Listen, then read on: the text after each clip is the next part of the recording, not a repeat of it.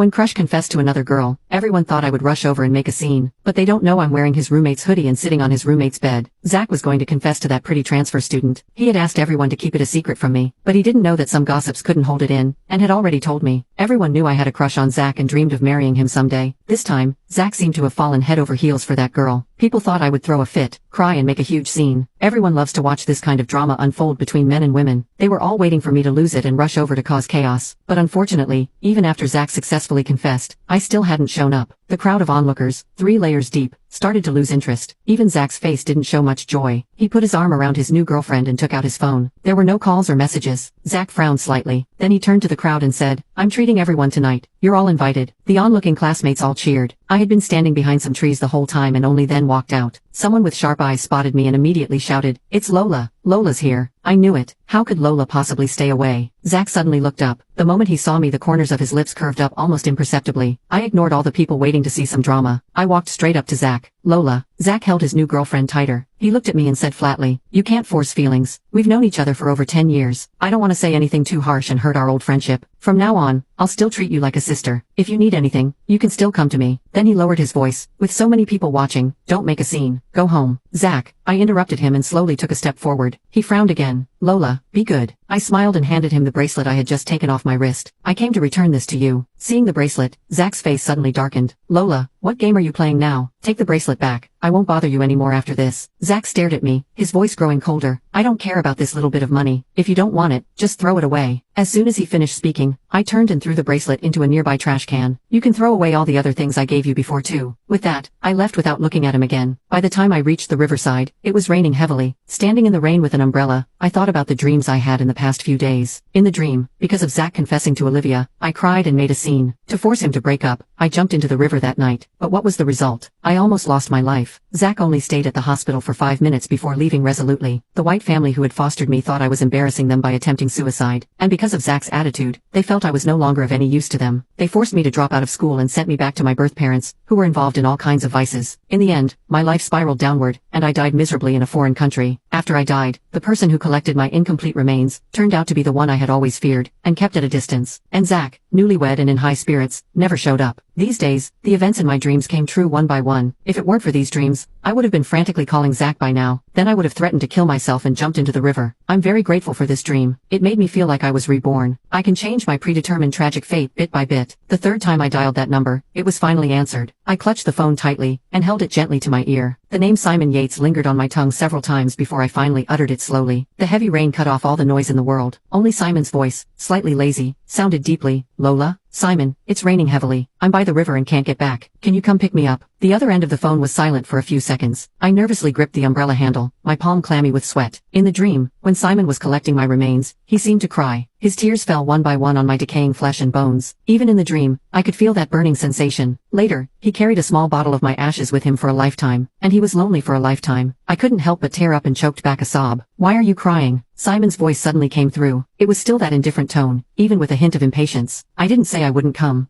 "Then when will you be here?" "Wait. I'll be there in 20 minutes. "Okay, I'll wait for you, Simon." He didn't say anything else, and the call ended. 15 minutes later, I gave my umbrella to a mother and child seeking shelter from the rain. So when Simon arrived, I was already soaked from head to toe. When he got out of the car, his thin lips were tightly pressed together, his face as cold as if it contained frost and snow. I brushed my wet bangs aside and looked up at him with a bright smile. "Simon, you're really punctual." "Lola, you might as well die of stupidity." He coldly grabbed my arm and shoved me into the car. Then he threw me a soft blanket. "Dry yourself off. Don't get my car dirty." He glanced at me in the rearview mirror and then skillfully turned the car around. "Oh." I obediently wrapped myself in the blanket. Then I couldn't help but steal glances at him as he focused on driving. When he had no expression, he always looked very cold and unapproachable. Many girls at school liked him, but no one dared to confess. He was Zach's roommate. I often went to Zach's dorm, and every time I went, Simon seemed to really dislike me. Even now, although he came to pick me up, his attitude was still cold. Just now when he shoved me into the car, he used extra force. My wrist still hurt, with a ring of red marks. It's hard to tell that he had been secretly liking me all along. I slowly lowered my eyelashes. Everything in the dream had come true. But now, because of my changes, many things have also changed. Would Simon still like me? If he didn't like me at all, wouldn't I be causing him trouble by doing this? Back to the dorm? Simon suddenly turned his head and glanced at me. My heart suddenly skipped a beat, and I blurted out, "Yeah, back to your dorm." Simon gripped the steering wheel and snorted.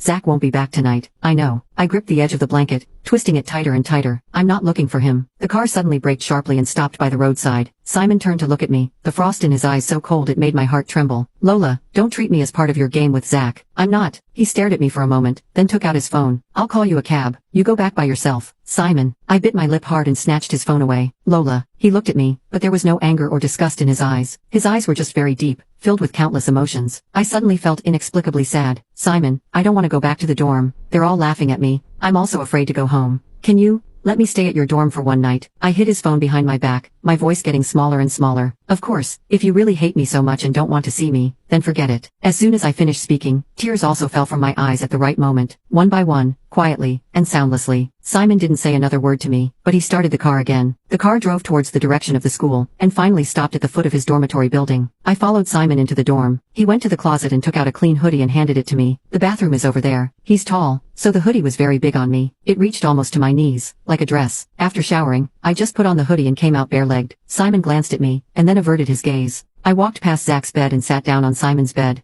My wet long hair dripped water, quickly soaking the sheets. The shampoo and shower gel on my body were all Simon's scent. In the small space, the same scent permeated, creating an indescribable intimacy that was quietly growing. Simon took out a pack of cigarettes, coughed lightly. I'm going to smoke a cigarette. He went to the balcony. I curiously looked around Simon's bed. Light gray sheets and blankets, clean and tidy. There was a computer and books on the desk. Also neat. I was about to look at the decorations on his desk when my phone suddenly rang. Zach's name was flashing on the screen. I didn't answer. He called again very quickly, seemingly with no intention of stopping. I simply put the phone on silent and put it back in my bag. Simon. I called out towards the balcony. He quickly turned around, put out his cigarette and walked over. What's wrong? I sat on the bed, having to look up to see him. Simon made eye contact with me for 2 seconds, then looked away, but I noticed that the back of his ears seemed to be a bit red. I got your sheets wet. How are you going to sleep tonight? He glanced at me, then at the wet patches on the sheets. His Adam's apple bobbed violently before he turned to get a clean sheet from the closet. You go dry your hair first. I'll change the sheets before you sleep. After saying that, he went to get clean sheets from the closet. I clutched the towel, thinking of how his whole ear had turned red earlier, and couldn't help but smile.